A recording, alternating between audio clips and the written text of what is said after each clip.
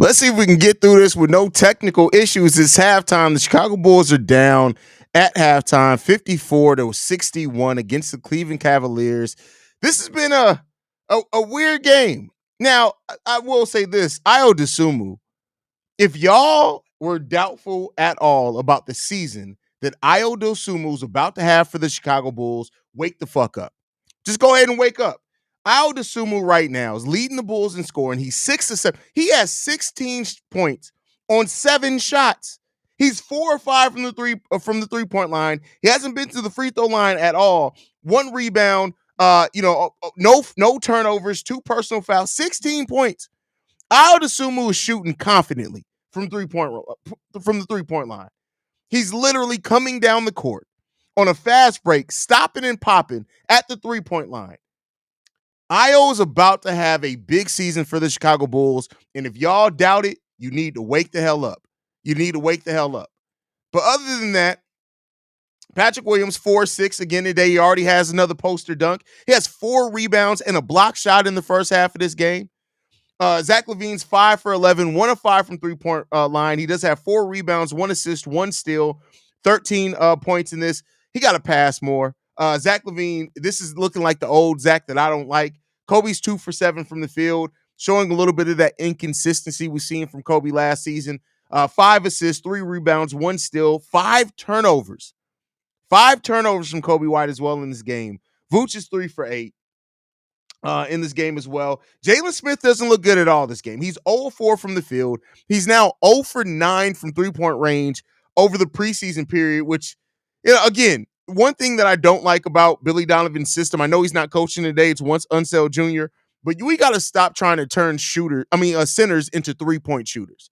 Their 3-point shot is a compliment to their post game. You cannot try to make these goddamn centers jump 3-point shooters this consistently. It's just not good. It's not smart. It's not smart.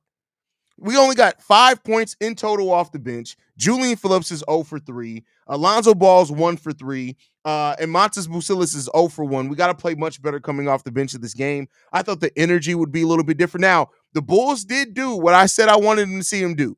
They basically showed what their version of the 9-man rotation is going to be right now. No THT in this game so far. No Adama Sanogo. No Torrey Craig. No EJ Liddell. So if I'm going off of this, I will say, if for the people that were asking, is Julian Phillips going to be ahead of Torrey Craig in the depth chart? This game may have solidified that he very well may be. He very well may be. And we'll see how that develops over time, right? We'll see how that develops over time. But yeah, those are kind of my general thoughts right now. We're moving the ball. And I did not know this before this game. The Chicago Bulls have been playing with the quickest pace throughout any team in preseason so far. The team that's second to them is the Cleveland Cavaliers. So I'm surprised these two teams haven't gotten more shots up than what they have. The Bulls are also 8 for 25 from the 3-point line for 32%. That's not really good. We need to be a little bit better than that. But overall, this Bulls team just doesn't quite have the same oomph that it's had the last couple of preseason games.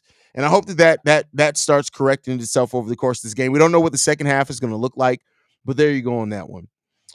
P. Will looked at the camera after that dunk and said, hey, listen, I'm glad that P. Will is showing a little bit of edge now. Is it me or does Zach LaVine don't understand when he has a mismatch because he's not taking advantage at all? Well, he did it. He did on a couple of plays. But that's one thing, right?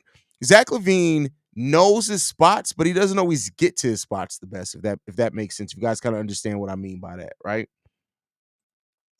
Jalen Smith's shot's not falling out at all. He's playing like absolute shit today. Io is serious. Keep cooking. All right, listen, Io ain't. I'm telling y'all, and I said it before preseason even started. For the people that sleep on Io DeSumo, you need to wake the fuck up. You need to wake the fuck up. Because listen, Io DeSumo's about to have a big season this year. He's about to have a really big season this year. P. Will's looking sluggish towards the end of the half. Yeah, he does look a little gassed. Kobe and Smith cheeks today, yeah, absolute dog shit. You can tell the difference in the team when Lonzo or Giddey isn't running point. Nah, I mean, I guess, but it doesn't even necessarily see. I won't blame it on that because even when Lonzo was out there, we didn't look that good. We do not look like the team that we looked like the last couple of games. We just haven't. I'm sorry. That's my opinion. I'm not saying everybody has to share that opinion. Um, but to me, it's not about the point guard. We don't look the same, and maybe it's because it's the last preseason game. Also, Billy Donovan's not calling the plays out there, so we'll see. This is the biggest thing. Good point there, and so the ball just ain't moving. And even when before Lonzo came back, and even in games where Giddey wasn't out there, the ball moved around. We're just not moving the ball anymore. This is it's not as bad as last year's team. I'm not saying that we're doing like heavy isolation, but we aren't moving without the ball as consistently as we saw the last couple of games. We're not cutting to the rim, and we're just not spreading the shots out as we have been the last couple of games either, right? So we got to get that together. We definitely got to get that together. The shooting tonight is atrocious. Everyone's taking bad shots outside of IO. They need to do better. Completely agree with you. Completely agree with you. Cavs defense is top 10, right? I mean, in preseason, maybe. I don't know. You're asking how they ended last year? Probably. I don't know. I don't know. I don't remember. I'm not gonna even fake the funk like I remember. There's going to be a bunch of teams looking at Io wanting to add him. He's a beast. Teams are going to take notice. His value will just decrease. I don't want him traded, but if the package is right, I don't know. I mean, I get where you're coming at with that. Like I said before, I think that Kobe and Io, right? Well, Kobe, Io, and Giddey. Let's say these three players that are all guards, right? And Kobe can play the two or the one. Io can play the one, two, or three. But the it really depends on, I think, this upcoming draft. If the Bulls do stay in the top 10, but they aren't like top 4, like I said, a player like Hugo Gonzalez, if he's on that board as a shooting guard, maybe you do look to move a Kobe or Io Sumu while they're hot because you got a young guy in the top 8 or whatever of this draft that really could end up being your shooting guard of the future and could maybe pair better next to Josh Giddey or Lonzo, whatever it is, right? So I'm not gonna. I have kind of moved off my stance that I think that Kobe and Io are going to stay here forever. I want to see them stay here for the long term. I want to see them sign new contracts. But I've kind of moved. At one point, I was like, no, the Bulls are absolutely going to sign both of them because they developed them, things like that. And I've kind of come off that a little bit, just depending on how things kind of shake out over the season and shake up with the Bulls draft pick next year as well. The modest turnover was bad. That was worse. It's that he kind of just froze after and didn't get back on defense. It'll be okay, but he got to clean it up. Yeah, I mean, listen, I know that modest hype is real and it's warranted, but Modest is going to make some rookie mistakes. He's going to make some rookie mistakes. Just got to make shots. A lot of open shots missed too. Yeah, I mean, we're just not shooting the ball good at all. We're 21 of 50 for 42%, 8 of 25 from 3 for 32%. That just isn't good. We got to get it together. Got to get it together. I'll be pissed if they trade Io. It would be like, what the fuck did we trade Caruso in the first place then? I mean, it depends on what. That's what I said. I don't think they're just going to do it to do it. I think it would determine on who they get in this draft because if they get some dynamic guard, I mean, you can only. I know Billy Donovan loves his guards, but you can only have so many guards on the team. Hold on.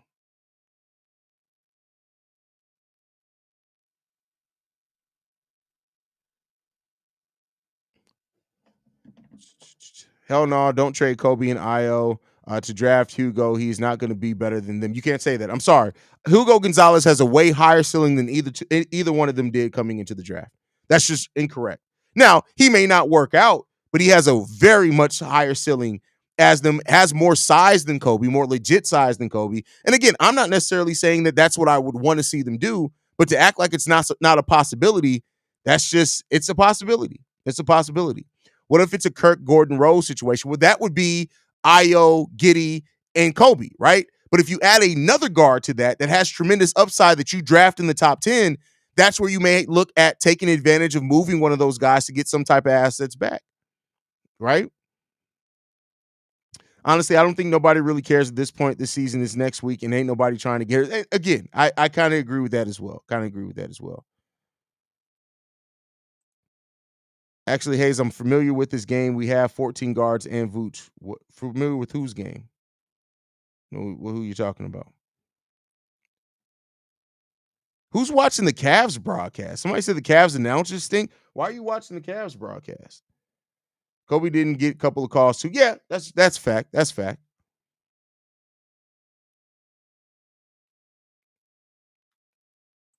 But all right, y'all, we're gonna go get ready to wrap this on up, man. Hopefully the Bulls play much better coming out the second half of this game, but we don't know what the rotation is gonna look like. I wouldn't be surprised if maybe the starters play 5 minutes. I wouldn't be surprised in that. In this draft, they don't get a top 2 pick. Personally, would like to see the Bulls grab the big from South Sudan, but that's far off in the future. Yeah, I mean, listen, I really do like him as well. That's they're talking about the one from Duke, Malik, however you say his name. So watching the Cavs broadcast is crazy work. Crazy work. Because listen, one thing that I have noticed from watching the Bulls broadcast so often is that when I'm somewhere else or wherever, is that not a lot of teams have good announcers. Maybe I'm just used to Stacey King and Adam and Mean, but like not a lot of teams have good commentary teams at all. At all. The Bulls are lucky not to be down by more. I mean, yeah. They got to get it together, man. The Cavs aren't shooting incredibly well themselves either. They're just shooting better than the Bulls. So we got to get that underway. We got to get the turnovers down as well. We got to do that. Exactly, Reginald. This offense, more threes, they'll be down less often big in games. Yeah, that's a fact. That's a fact. But all right, y'all. Thank you guys for tuning in to the halftime hangout. Make sure you guys stay in tune with us. We'll be back live after the game for the post game show.